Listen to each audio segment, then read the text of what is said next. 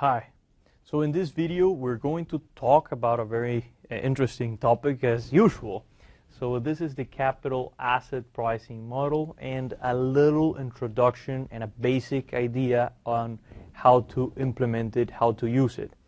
So the capital asset pricing model, and I'll be very brief in this, just allows you to estimate what is the expected return of an asset considering the systematic risk, okay? So the capital asset pricing model predicts or estimates the expected return of an investor as a linear relationship with such security systematic risk. Now, what is systematic risk? We have already covered some of these ideas in our previous video dealing with portfolio risk. So you may want to go back and watch this video and then move on, and so we can just continue with the idea of capital asset pricing model per se. Now, I will give a brief idea on market risk premium, and I'm going to ask you the following question. Now, if they give you the option of investing in treasuries, or in other words, bonds issued by the U.S. government, or investing in securities such as in stocks and risky securities, okay, and both of these assets are paying you back or are providing you an expected return, and this is a very important word, expected return, because we can have an expectation of the return, although we cannot know for sure what is actually going to be the realized return. So we are talking about expected returns. So the expected return of the government-backed security or government-backed bond and this risky security or this stock is 2%. So both are 2%. Which of the two would you buy? Now you are aware that if you invest in a stock, you also share the losses of the firm. Moreover, if the firm goes bankrupt, your stock may end up being worth zero. However, if you have a government-backed say a bond, or if you're investing in treasuries, you're not holding the same risk. You're not holding this risk because this is an asset which is backed by the U.S. government. So there is certainty in this 2%, and there's a lot of risk in this 2%. Would you invest in stocks? If you are like most people, you would not invest in stocks and you would rather choose the safe treasuries or the government-backed bonds. However, what would you say if we increase the expected return on the stocks to 3%? Now you're bearing risk, but you're getting a 1% extra compared to the treasuries. Now, some people, even with 1%, they will think this is a good idea. But other people will not be satisfied with this compensation of only 1%. How about 4%, 5%, 6%, 7%? Now, what is your market risk premium? So the market risk premium is in overall the amount of return or the how much return the market requires for choosing to invest in systematically risky securities as opposed to investing in the safe option, which are the treasuries. Okay, so that is the market risk premium. Although some people would be okay with 1%, and some people would not even be satisfied with 10% on top of treasuries to invest in equity, then an overall of the market is what we refer to as market risk premium in the capital asset pricing model. This is a very basic idea, but it just gives you an intuition behind this term. So we're going to assume in this case that market risk premium is going to be 5%. So this implies that treasuries, and we're going to assume that risk-free or treasuries are 2%. Now this implies that the differential between the government-backed securities or treasuries and equity is going to be in average 5%. Now, or holding the market portfolio, or holding a completely diversified portfolio of equity. Now, we also have the beta, and we have also covered that, but briefly, and you may want to watch the previous video, but briefly, a beta of 1 just means that if the market equals 1, it means if market moves up by 1 point, your stock moves up by 1 point. If the market moves down by 1 point, your stock moves down by 1 point. Okay, so this is just giving you an intuition. If the market, and I'm going to just put it like this, moves up 1%, your stock moves up 1%. Okay, beta equals 2 implies that if the market moves up by 1%, then your stock is going to move up by 2%. At this point, you may be thinking, well, whenever I'm planning to invest in equity, I'm just going to look for the stock with the highest beta. And that may seem like a good plan until we realize that a beta of 2 also implies that if the market moves down by 1%, your stock is also in average going to move down by 2%. Okay? So it is a good idea if you are a risk-loving person, but if you are risk-averse, you may have different preferences on what is the appropriate beta for your portfolios. Okay? So we're clear about the concept of market risk premium, and we're also clear about the concept of beta. We just need to plug the values. Now, we will have a couple of challenges. We already have RF, risk-free, and we already have our MRP, market risk premium, but we need to calculate our beta. How are we going to calculate our beta? So the formula for beta is just going to be the following. We are measuring how your particular stock fluctuates according to the fluctuations of a market. So we are measuring the covariance between your stock and the market, right? And in this case, we're measuring this particular beta coming from the market risk premium. We are measuring the covariance of your stock according to the systematic, or in other words, what's the systematic risk of your stock. Now, other than moving 2% whenever the market moves 1%, the stocks will exhibit an erratic behavior. This means that probably at some point your stock will increase by 2% here when the market moves by 1, but many other times it will also increase by 3, by 4. Or it may, at times, the market moves down 1% and your stock may move down just by 1% or 2% or 3%. In other words, there is a portion of the expected return that we can sort of foresee with this relationship, which is the systematic risk. And then everything else, additional or on top or under systematic risk that you can observe in your stock is going to be referred to as idiosyncratic risk. So the idiosyncratic risk, which is also the firm-specific risk, which means your stock will follow this covariance, this co-movement with the market, but there will be noise. In other words, noise that we cannot predict. So noise that it's very difficult to predict, but if you look at the portfolio video, we can see that we can diversify it away by putting together a portfolio of stocks. Okay? Now, how do we calculate the beta? And I'm going to use the formulas here. So the beta is going to be equal to, and I'm going to use this notation which may make it simpler. It's just the covariance of your stock and the market divided by the variance of the market. Okay? And now let's move on to the covariance and the variance. So the covariance,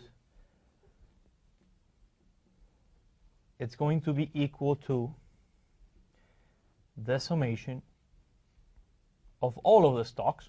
So stock 1 to whatever, this is 20 stocks, 30 stocks, which you're measuring. I'm sorry, to the number of observations or returns that you're looking at for your particular stock. And then you will have here your stock and the return that it provided minus the average returns that your stock usually provides, and then how the market fluctuates. So we're going to have the deviations of the market itself as every single observation of the market returns minus the average of the market. And then we will simply divide this by the number of observations. So if you're measuring covariance in a 36-month window, then this number n is going to be 36. But the frequency of the observations can change, so you can look at covariance in many different approaches. You can look at covariance taking a daily approach, monthly approach, yearly approach. So that's another topic. And here we are just measuring the deviations from the average at each point of your stock and the deviations from the average of the market divided by the number of observations that you have here. Now, the variance of the stock, and I'm going to put these formulas below here because we were going to be looking at them. The variance of the market, we're going to calculate them in the following way. So it's from first observation to the nth observation, and this is just going to be each deviation from the average. So this is the average, and then you're going to square each of these deviations. Now, if you didn't square them, you would probably just get a 0. So that's why we need to square each of these deviations in order to be able to get a variance. So negative deviations will become positive, and positive observations will continue being positive, okay? And then you will divide this by the number of observations. When we divide by the number of observations, you better look at the other video. We're just assuming that each day, we're just giving each day a weight, an equal weight in terms of probability. So we're just giving each day an equal probability of occurring again in the future, or according to our calculations. And this is variance. If you wanted the standard deviation, you just need to take the square root of this, but we are not looking at the standard deviation in this video. We're looking at the variance, okay? So our task is simple. We just need to calculate covariance of the stock and the market divided by the variance of the market. We will have beta. We plug beta in this formula. We already assumed a market risk premium. We already assumed a risk-free rate, and we get the expected return of a stock. The interesting thing about this is the following. Once we get the expected return of a stock, let's say that this number is 8%, and then the numbers or the data of this company is telling you that the expected return of such stock is not 8%, but is 7%, then this is not kind of a favorable for you to invest in such stock because it's not providing the expected return that it should be providing.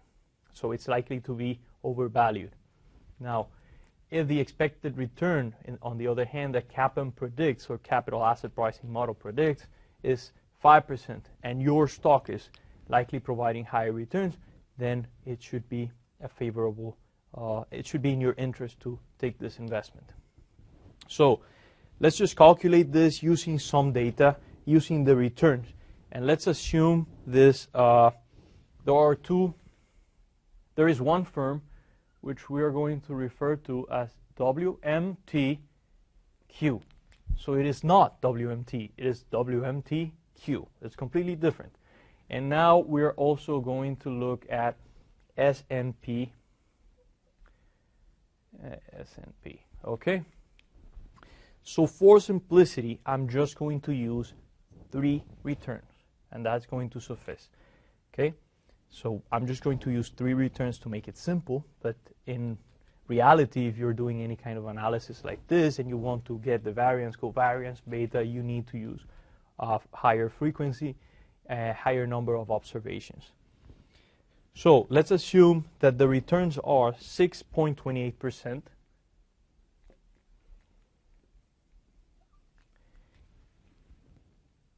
And then the return zero is 1.61%, 61%, and 5.07%. And I'm missing a zero here, so I can just do this. And then this zero is, yeah, 0.0507. So, okay. So we're using 4 decimals, 0.0507. Now we got the right number, okay? So just ignore the previous numbers. And now let's assume the S&P. So this is period 1, period 2, period 3. Let's assume that the returns on the S&P are 3.72%, then minus 0.0004, and then 0.0091. So set your calculator to 4 digits, okay? So it is important here. You can just set it by pressing, let me see, it's just pressing second and then format, and you're going to see these letters DEC. If you see a 5 here, like in my case, that is not the right number. You should set it to 4 and then enter. Okay, but no worries. These numbers are calculated using 4 decimals, so my results should match your results. If you're using 2 decimals, it's very likely that your results are not going to be equal to my results.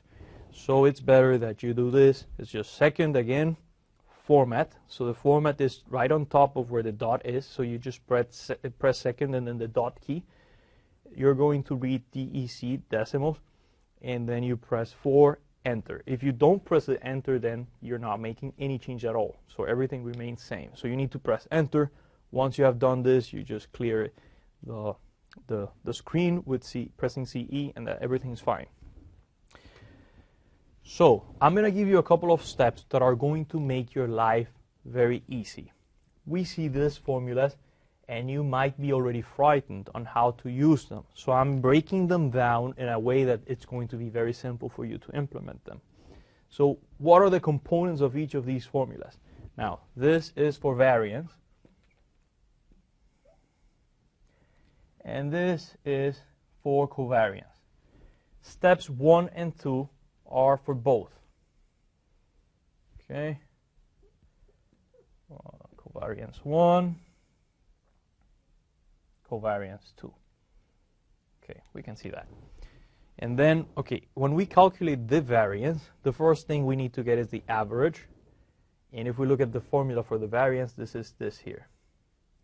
And then we get the deviations from the average, which is this inside the parentheses. Then we square the deviations, which is this 2 on top of the parentheses here, which is taking the exponent of this.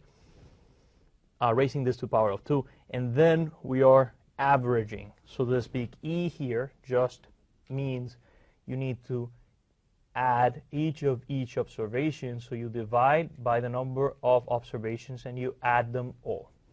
That's simple. Covariance, on the other hand, you're going to get the averages.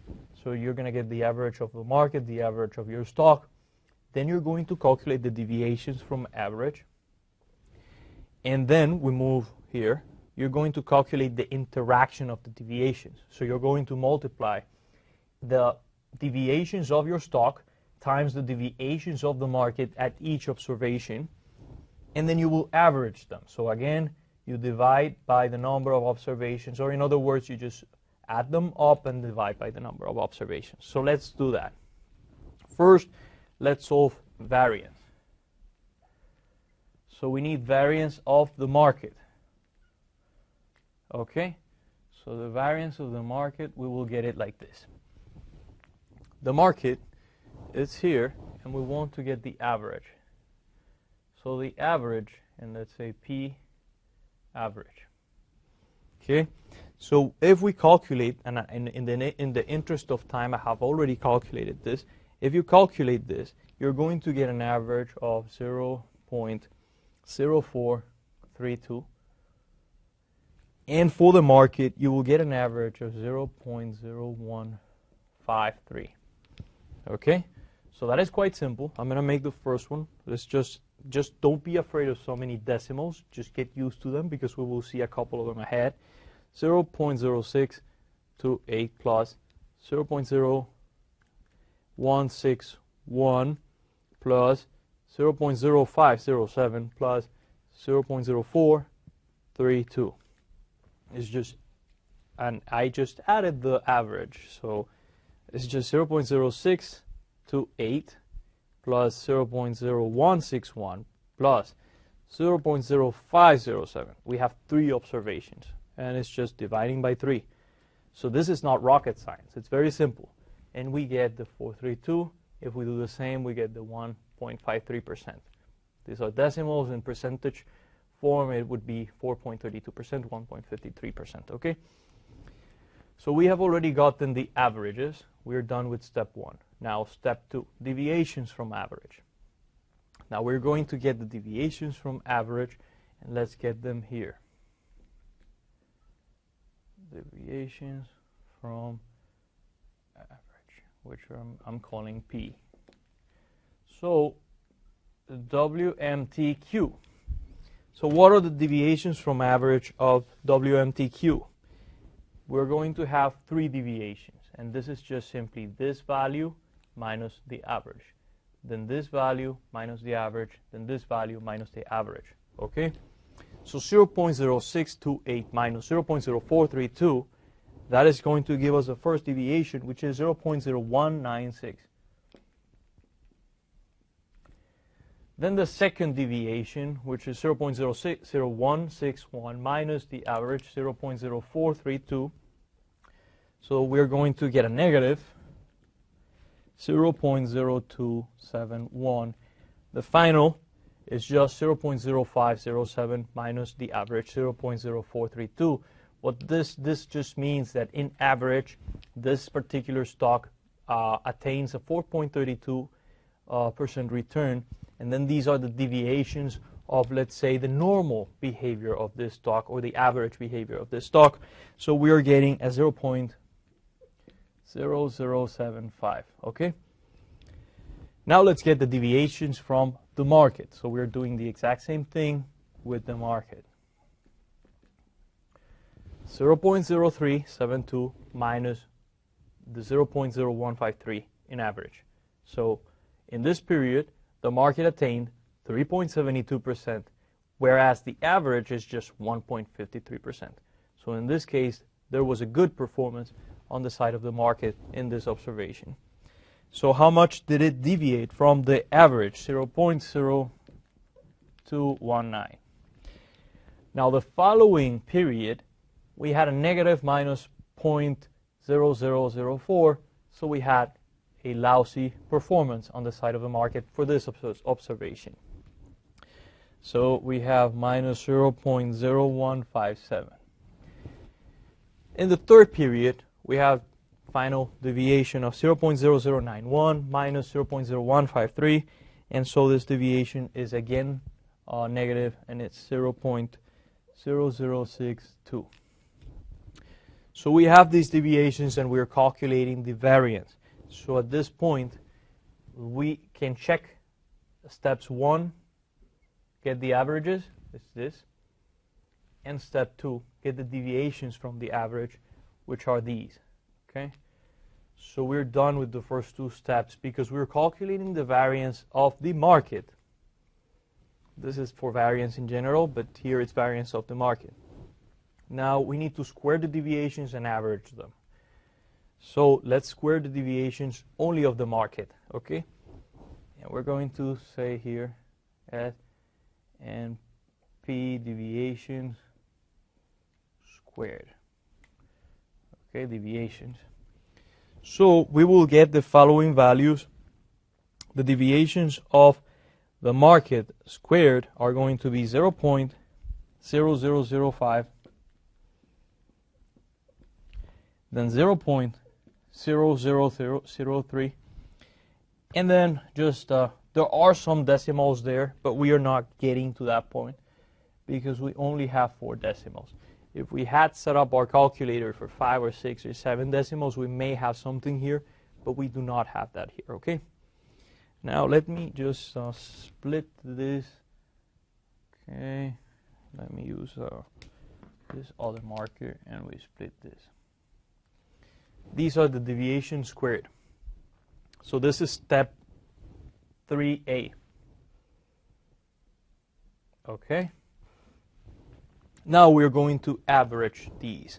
So that's not that difficult. What we need to do is simply add them, which is going to give us, we can clearly see it here. So the summation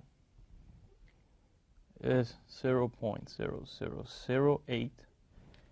So the big E that we saw here, the summation sign, we were able to do it in a very simple way, right? So we could clearly see what the total was. But we are getting the average now. So we need, once we have added them, we add these deviations squared, and we need to divide by n. So how much is n? 1, 2, 3. Just 3. This is a simple average. We get this. And so we're going to get a variance of 0.0003. Okay, so I calculated using 4 decimals, and I may have calculated with 5 decimals, and then this is, we're getting this 0.0003. Okay, so this is just rounding up, and we get 0.0003 because we're using 4 decimals. Okay, now finally, let's, so we have the variance of the market. So we have a big step. We have completed a big step. We already have the variance of the market, so we have this in the beta formula. So our beta formula, which we need to plug here, we already have the denominator. Now, let's move on to the covariance. So we're done with squaring the deviations, and we're done with averaging them, adding them, dividing by 3, 0.8 divided by 3, rounding it up, it gives us 0.0003. We have the variance. And so we're done with 4A. Now let's move to the covariance of the stock and the market. So we need to get the interaction of the deviations. How do we get the interaction of the deviations? This is just, let's go back to deviations. Let's go here. So these over here are deviations. We already calculated them, and so we have them here. So now we're going to get interactions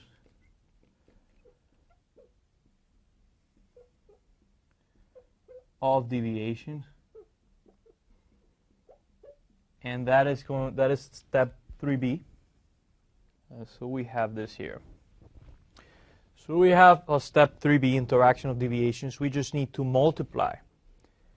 Let's remember what were the deviations. The deviations were just how that stock performed in the case of WMTQ, how that stock performed in P1 or in this period compared to the average, how much more or less. So it's just this minus the average.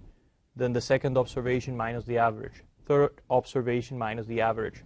And we do the same for the market, for the S&P. So we have the deviations of the stock, and we have the deviations of the market. And we're going to measure the co-movement of your stock and the market. That's the covariance. So we need to multiply this, and we're going to get the interactions of the deviations. So 0.0196 times 0.0219, we're going to get an interaction of 0.00, let's write it here, 0.0004. Then the second interaction, let's remember these two, and I'm going to do this, these two, which are here. And I'm going to do this. So if you forget, And then we multiply these two. Negative, we're going to get a positive, and we're going to get 0.0004. And then the last interaction between these two, we're going to get a negative, positive, negative, and it's going to give us 0.0001. Okay, once we have that, we have completed this 3B step, which is interaction of deviations. We just need one last step, which is average of interactions. So the average is just doing this again. So this big summation sign and this n, we just need to add these interactions and divide them then by 3. So this deviations, interaction of deviations are these two things after we multiply them. This is what we have here. So we need to add each one of them and then divide by a number of observations, which is just 3. So we're going to get a total of 0.0007, and then we divide by n, which is 3, and we're getting 0.0002. And that is this is our variance of market, remember? Now this is going to be different. This is going to be our covariance of stock and market. So we have this here. Okay, so we already have the numerator of this formula.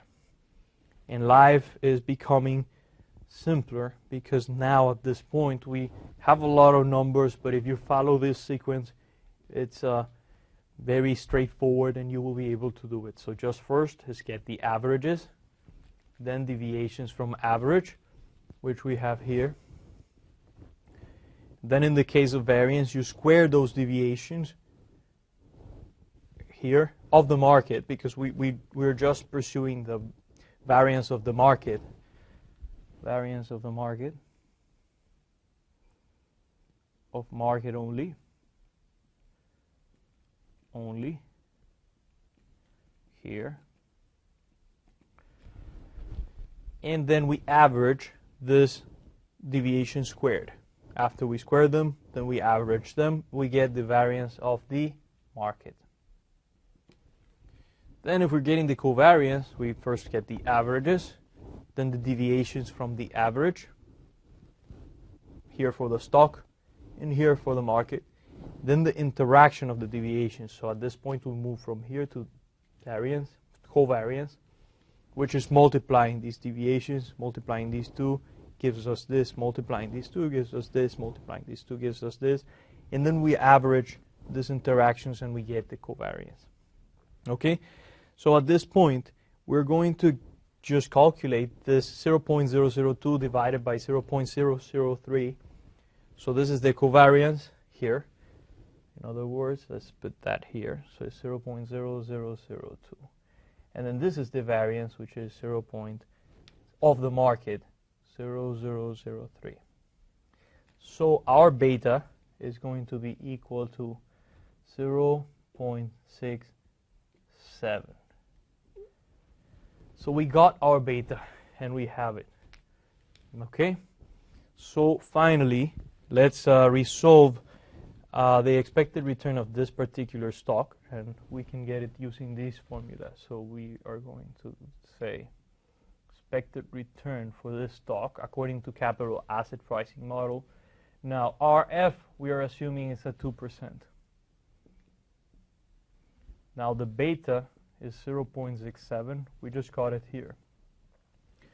And then the market risk premium, we assumed at 5%. Okay, so we have it here, and so we will have, and so let's assume a market risk premium. Okay, so we are going to have 0.67 times 0.05, which is going to give us 0.0335. And we add that to the 2%, so it's our expected return is going to be 0.0535, which in other words is which is exactly 5.35%. So our expected return is 0.0535. In other words, the expected return of our stock is 5.35%. So I hope I'm not drowning in these numbers. What the implications of having this result is, if you are going to invest in a stock that exhibits a beta of 0.67 as the one we just found, then you must be receiving an expected return of 5.35%. Or in other words, you should get a 3.35% on top of the riskless rate, so that this becomes a sound financial decision. If that stock is providing return that is higher than the 5.35, then that's amazing. But if that stock is providing returns that are below the 5.35%, then you should reevaluate if this is or not a good strategy. It's not a good strategy, at least from the perspective of analyzing the returns and the expected return coming from capital asset pricing model. Now, one important remark is that we should be careful on one consideration. Here, we just used 3 observations. So whenever you're calculating the beta, usually you would look into monthly data. And usually you would look into something around 36-month data. So you will have a much larger set of observations. But if you follow these steps, you can use as well some tools or some software, such as Excel, for example, which is very practical. And you can get the exact same process. You can follow the exact same process that we have done, just that in some kind of spreadsheet that would allow you to calculate this with many more observations.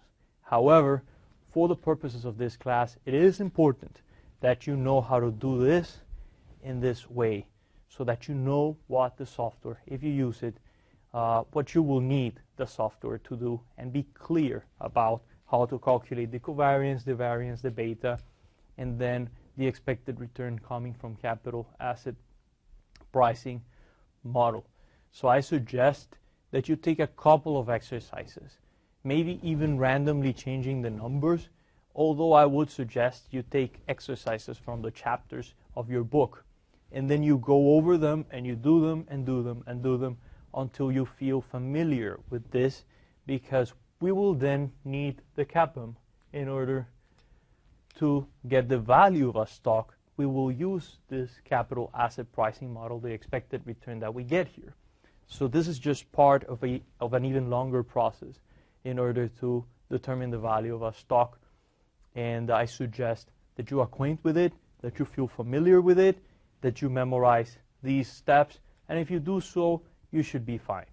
So thank you very much for your attention. If you have any questions or doubts, please feel free to contact me always. I would be more than glad to help. And again, I hope that this is useful, and I'm sure this is going to be useful.